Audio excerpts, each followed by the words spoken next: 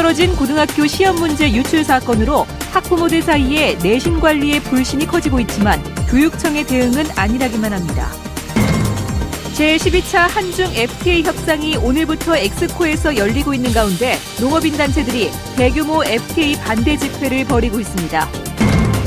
수도권 등 다른 도시는 의료 관광에 눈에 띄는 실적을 내고 있는데 대구는 오히려 뒷걸음질하고 있습니다.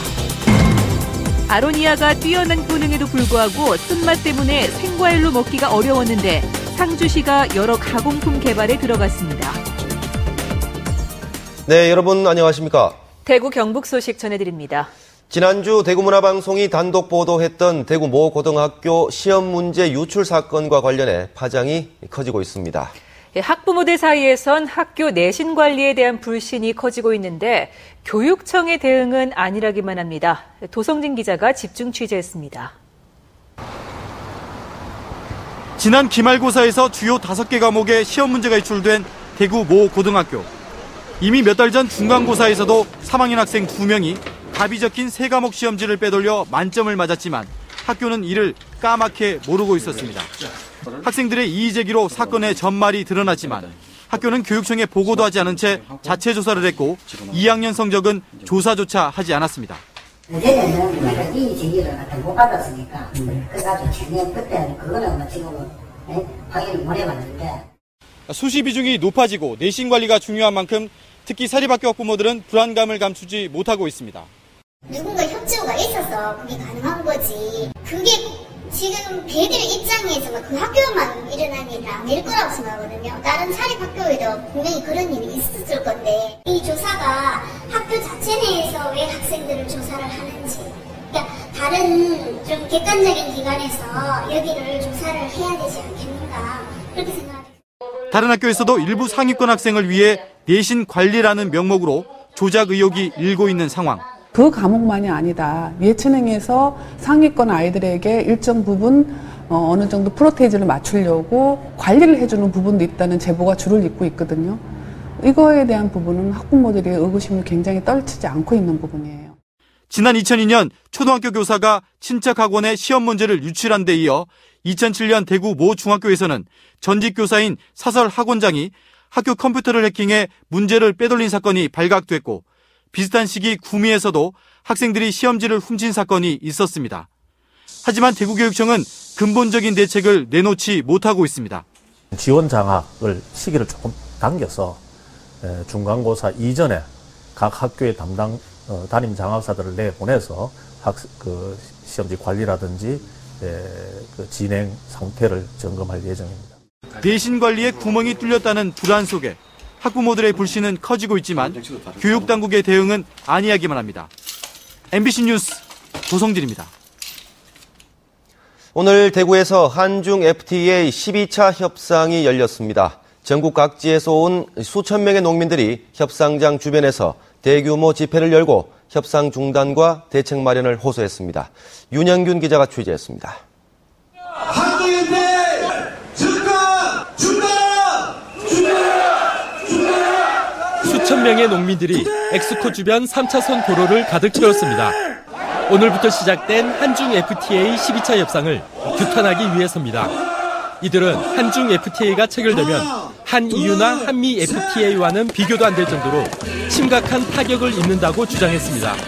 정부는 우리 농축산물을 중국에 내주겠다고 하는데 어찌 우리 농민들이 가만히 앉아서 보고만 있을 수 있겠습니까, 여러분? 오늘 모인 농민들은 주최 측 추산 8,000명, 경찰 추산 3,800명. 대구에서 이처럼 많은 인원이 모인 집회는 2000년대 들어 처음입니다.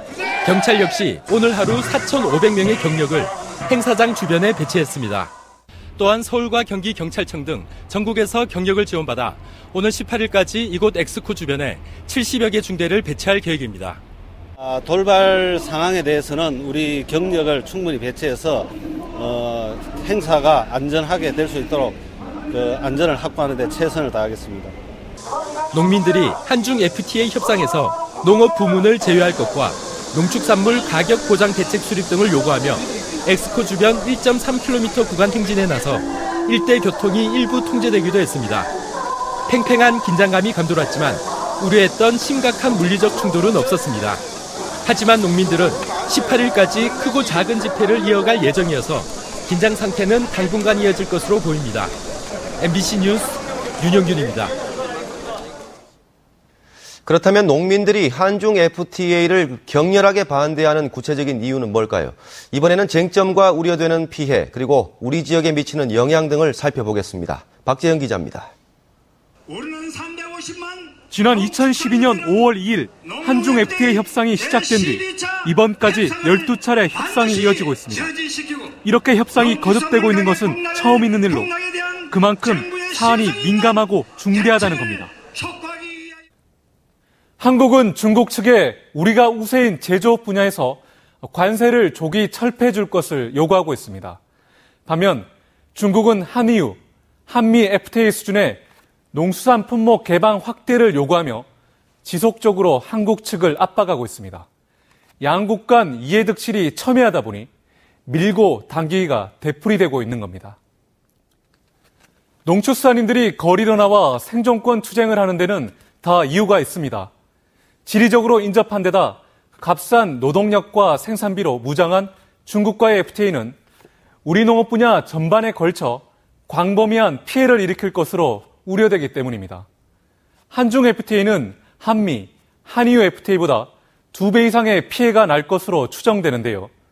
최대 15배가량 가격이 싼 중국 농산물이 국내에 밀려든다면 상상이 되시겠습니까? 한중 FTA가 된다면 중국의 값싼 농산물들이 우리나라에 많이 수입이 되리라고 그렇게 예측이 되기 때문에 우리나라 농업에 엄청난 큰 타격이 있을 것으로 저희들이 판단이 됩니다. 더 심각한 문제는 한중 FTA 체결 시 가장 큰 피해가 예상되는 곳이 바로 이곳 경상북도라는 점입니다. 전국 1위의 농도인 경상북도에는 수익 개방에 민감한 품목이 전국에서 가장 많습니다. 특히 지역 집중도 및 지역 경제 기여도가 높은 12개 품목의 피해가 클 것으로 예상돼 불안감이 더 커지고 있습니다. 지방자치단체들은 농업 피해 최소화를 위해 대정부 건의를 하고 자체 대책을 마련하고 있지만 한계에 부딪히고 있습니다. 정부는 농업인들이 안심할 수 있는 구체적인 대안을 내놓지 못하고 있는 실정입니다. 이 같은 상황에서 농업인들은 한중 FTA 협상에서 농업 부문은 제외해달라며 내일도 거리로 나설 예정입니다. MBC 뉴스 박재영입니다. 외교부는 내년도 영토 주권 수호 사업 예산으로 올해와 같은 48억 3,500만 원을 편성해 독도 관련 사료 수집과 독도 영유권 관련 법적 역사적 논리 개발, 홈페이지 유지와 책자, 콘텐츠 제작 등에 쓰기로 했습니다. 정부 관계자는 내년 예산 편성 지침에 따라 다른 부처 예산은 10% 정도가 줄었지만 독도는 작년 수준을 유지했다고 밝혔습니다. 대구가 내세우는 의료 관광이 요란하기만 하고 내실이 아주 부족하다는 지적입니다. 수도권 등 다른 도시들은 눈에 띄는 실적을 내고 있지만 대구는 오히려 뒷걸음질 치고 있기 때문입니다. 보도에 이태우 기자입니다. 지난해 대구를 찾은 의료 관광객은 고작 7,290여 명뿐입니다. 서울 강남구가 유치한 의료 관광객 4만 5천 명과 비교해도 6분의 1 수준에 불과합니다. 서울이 우리나라 전체 의료 관광객의 63%를 유치했고 경기도가 12%, 부산과 인천이 5%, 대구는 그 다음인 3.5%에 그쳤습니다. 그래서 우리나라 전체 의료 관광객 가운데 대구가 차지하는 비중이 2010년 5.5%에 이르던 것이 해마다 줄어들어 지난해에는 3.5%까지 떨어진 겁니다. 외국인 의료 관광객이 찾기에는 접근성이 떨어지고 대구라는 도시의 인지도가 낮은 것이 원인으로 분석됩니다. 중국이나 러시아 같은 그 중점 타겟 국가를 대상으로 해외에 의료관광 거점들을 지속해서 만들어 나갈 예정이고 의료 관광객도 중증 환자보다는 성형이나 미용, 단순 건강검진이 많습니다. 의료 관광 실적이 기대에 못 미치는 상황에서 의료 관광 정책 자체를 부정적인 시각으로 바라보는 사람들도 많습니다. 시민들의 보건 환경을 개선시키는 데 행정력을 집중하고 의료 관광은 아예 중단시켜야 한다는 주장까지 나오고 있습니다. 의료 민영화의 한방편이기 때문에 이것은 잘못된 정책이고 중지되어야 될 그 사업이라고 생각합니다. 미미한 실적 탓에 지역 의료 관광 사업의 존폐 논란까지 벌어지고 있습니다. MBC 뉴스 이태호입니다. 사진 촬영에 방해가 된다는 이유로 수령 200년이 넘은 금강소나무 수십 그루를 잘라낸 유명 사진작가가 벌금형을 선고받았습니다. 그런데 벌금 액수가 나무를 잘라내고 찍은 사진 한 장 값밖에 안 된다고 합니다. 한기민 기자가 보도합니다. 경북 울진의 국내 최대 규모 금강송 군락지.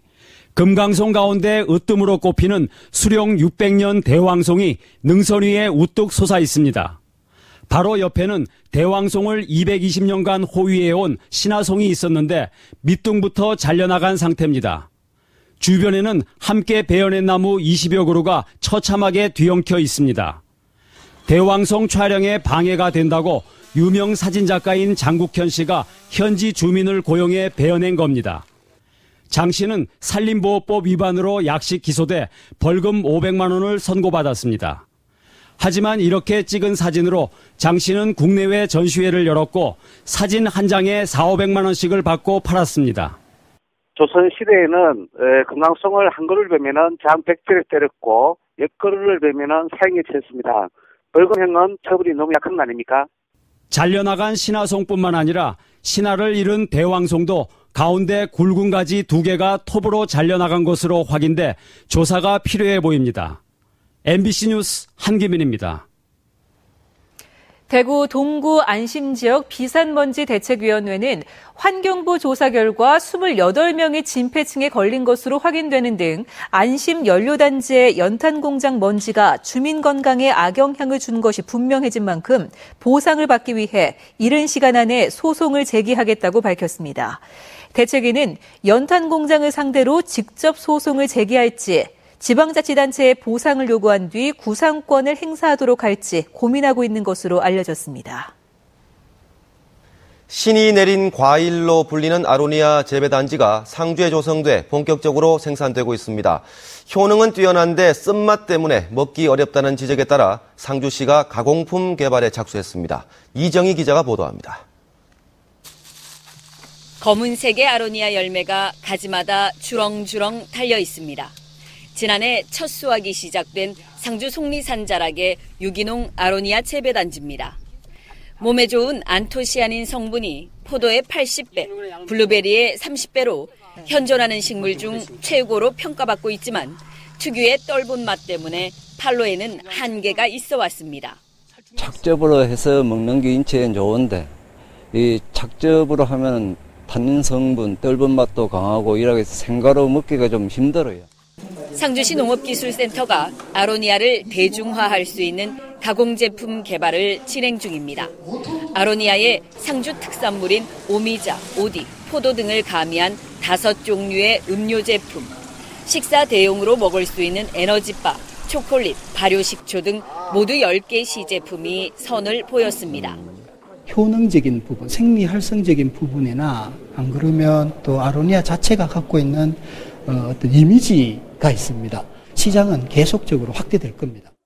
상주시 농업기술센터는 오는 10월 최종 제품을 만들어 특허를 획득한 뒤 농가와 가공업체에 기술을 이전할 방침입니다. 1차 산업으로 소득이 안 되니까 부가가치를 향상시키기 위해서 가공 제품을 개발을 하고 농가에다가 이런 창업 보육 지원을 해주고 차별화된 특화 작목 육성에 적극 나서고 있는 상주시는 아로니아를 비롯해 햇순 가공품 개발 등 6차 산업화에 박차를 가하고 있습니다. MBC 뉴스 이정희입니다. 경북대학교는 오늘 학장회의를 열어 규정 위반으로 논란을 빚고 있는 차기 총장 선거와 관련해 조사위원회를 구성해 여러 의혹을 규명하기로 하는 한편 법적 자문을 구해 대학 본부 차원의 대처 방안을 찾기로 했습니다. 경북대는 총장 후보로 당선된 2명 가운데 1명이 선거 과정에 빚어진 실수 때문에 후보 사퇴를 결정하고 재선거 요구가 거세게 이는 등 파장이 커서 이런 조치를 내리게 됐다고 밝혔습니다. 대구 경영자 총협회가 지역 124개 업체를 대상으로 여름 휴가 실태를 조사한 결과 평균 휴가 일수는 3.7일로 지난해 3.4일보다 조금 늘었는데 이는 염색공단의 노후 변전기 교체에 따른 가동 중단으로 염색공단 전체의 여름 휴가가 늘어난 때문으로 보입니다. 조사 대상의 77%는 여름 휴가비를 지급한다고 밝혔고 평균 휴가비는 61만 6천 원으로 지난해보다 10,000원 늘었습니다. 대구 국제 뮤지컬 페스티벌이 오늘 저녁 레드카펫 행사와 폐막식인 딤프 어워즈를 열고 폐막했습니다. 딤프 어워즈는 다큐멘터리 뮤지컬 쇼와 시상식으로 나눠서 열렸는데 폐막작인 러시아 뮤지컬 몬테크리스토가 대상과 나무주연상, 여우주연상, 나무조연상 등 4개 부문의 상을 받았습니다. 네, 대구 경북 소식이었습니다.